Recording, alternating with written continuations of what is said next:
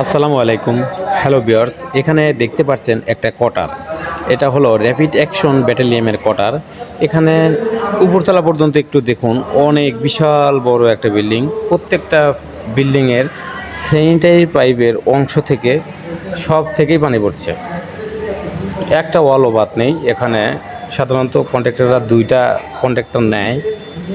একটা sanitary ফিটিংয়ের budget ২-৩টা ভাগ করে এমন মিস্ত্রিতে কাজ করায় দেখেন এত টাকার ভবন কীভাবে নষ্ট হয়ে যাচ্ছে, পানি পড়ছে, শ্যাওলা হয়ে গেছে।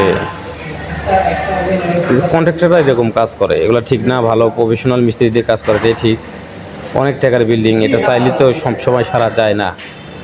হ্যাঁ, খুবই কষ্টকর এরকম কিছু মিস্ত্রিকে নিয়ে কাজ করাতে। সব জিআই ফিটিং ব্যবহার করছে, আমি একটা মেরামত করতে পারিনি, তো আমি এখান থেকে চলে আসছি।